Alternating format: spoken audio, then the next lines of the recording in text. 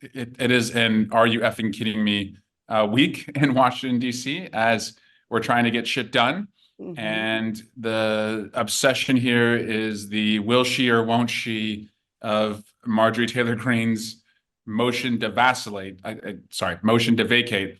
It looks like a motion to vacillate because Right. she's going back and forth on whether she'll do it. But it's just amazing that people send us here to get things done, and you have these chaos agents.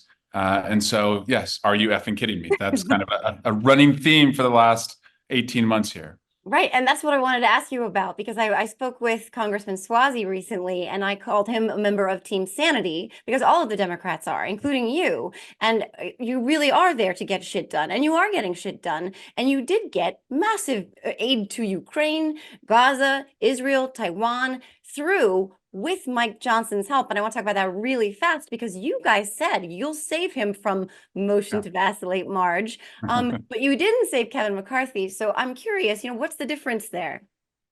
Well, first, as we've worked with Speaker Johnson, to keep government open, to fund Ukraine, we have seen that, he's not going out and trashing us. McCarthy, what he was doing, one, he struck all these deals with loan sharks, and when they called in, the loan, he couldn't pay up on all the promises he made.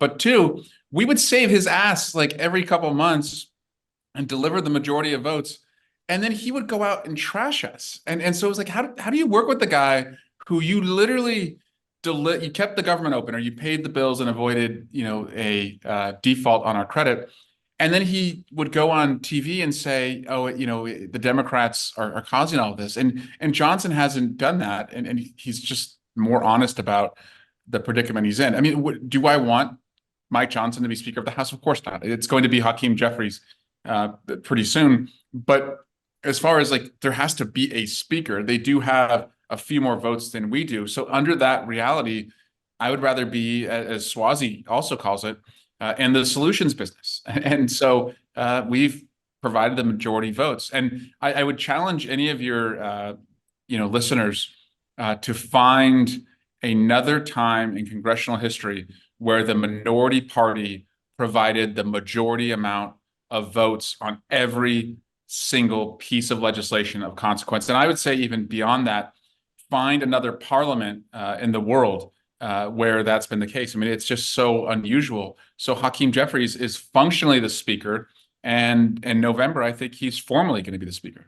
Yeah. Oh, from your lips to God's ears. I mean, you said it, you're right. I mean, all the consequential legislation has been as a result of the Democrats, the debt ceiling, expelling Santos, funding Ukraine, etc. You're in the solutions business, in the get shit done business, not the chaos business. Yeah. How do we get that message through to the voters so that they understand that you're the grown-ups in the room and that they are only interested in chaos? Stay on offense, right? And so Republicans love to just put us on our heels, and every time they descend into chaos, they'll come up with something to try and distract the voters. And so yesterday we had a judiciary hearing, and I was the ranking member in the hearing. And after spending 18 months in that judiciary committee room with all these promises about Joe Biden, being corrupt and being impeachable, they just are now moving on. They're not even talking about the fact that they told us they were going to impeach Biden and they didn't do it.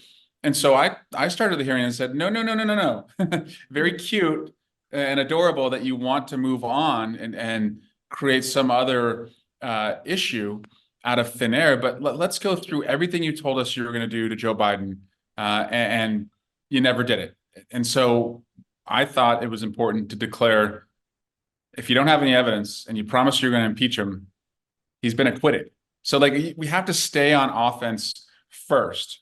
So don't let them define the narrative. And then shifting to, what type of presidency this has been. This is a jobs presidency. I mean, no president, has seen more jobs created under their presidency in our lifetime. And in fact, the president who saw the most jobs lost was the last guy. And so, really bringing it to the concrete issue of a job. Like, if you want a job today, we are in an environment where you can get a job. And in most cases, it's going to be a job that pays more than the last job that you had. And so, again, it's more about us defining the terms rather than being on defense. And then also just saying it plainly. Like, this is a jobs presidency. Don't say the GDP is going up or the unemployment rate is this or like inflation rate. No, just make it simple. It's a jobs presidency. And too often, I'm afraid, we have been our own worst enemies and talking in like government speak or legalese. And we just need to speak right to the gut, because this is a gut check election.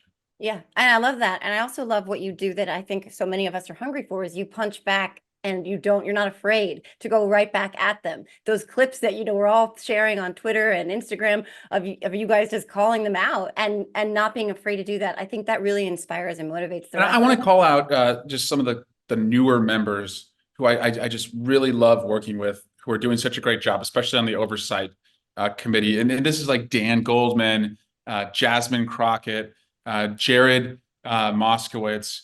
You typically think when you're a witness that the questions always come from like the upper row or the upper dais, and you think, oh, these are the heavy hitters in Congress, and they are. We've got great talent up there. But when you go to like the more junior members, it's like a murderer's row of members who come prepared, they come with passion, and they're playing on offense. And so I've really enjoyed just watching the newer members take it to them and not being in that 2016 mindset where, if you remember, we were just on our heels all the time with all the Hillary investigations they were throwing at us that were going nowhere, but we were just constantly playing catch up. We're not doing that anymore. No, I love it. And with them, it's like you're dealing with a toddler all the time. So it's kind of like you guys have your hand on their heads as they're sort of punching into the air and you're mocking them and Yes. the ridiculous of it at the same time, but you're still Something getting you and I done. both know a thing or two about. Yeah, exactly. But you're still getting stuff done. And that's what's remarkable. With this Congress, of all Congresses, you're still getting stuff done. And you still managed to get a Trump acolyte to put Ukraine aid on the floor, finally, after far too long, but still you got it done. And that is remarkable. And the story of Joe Biden, when it's, written with more objectivity 20, 30 years from now, is going to be that during the most divisive time in American history since the Civil War, with the thinnest margins in the House and the Senate, he was the most consequential president we've had. And it's hard for that to break through right now because we're in it. Yeah. But as you take a step back and have some perspective, you see we are living history, and that's why it's so important that we choose right and we don't choose further chaos. When we have to go and decide again what path do we want the country to go to. Right. And given what we're up against, especially in terms of, I don't think it's hyperbolic to say that the threat to democracy is real right now. But you have been fighting the good fight, and you were, modeling this sort of, like you said, the murderer's row sort of pushback way before. You made it. You're the OG. Like, you made this, you made this a thing. You made it happen. And what we've seen with these newer members, and I'll also say, Jeff Jackson from North Carolina, he has like the best explainer, TikTok and Instagram videos. This new generation of members, I really admire how they're trying to bring in, especially young people who, they're going to pay the price, for the longest amount of time if we get this wrong. And so, a young woman today, she thinks about what college do I go to and has to factor in, oh, the state may not allow me to make decisions about my own healthcare. And then where is she going to live, when she wants to start a family? These are all decisions that affect, this younger generation. And I hope they appreciate that they have fighters in the U.S. Congress right now. And those members are doing everything they can to try and pierce through and reach those, the younger people so that they understand, what's at stake. I think they do. I mean, I'm very good friends with Sam Schwartz, who you may know. Sam's great. Yeah. Sam's amazing. Nonviolence movement, yeah. Yes, and now he's got his Tour to Save Democracy, which is this incredible initiative that he's launching and starting this summer, and he's coming to my district. Tom Kane, look out.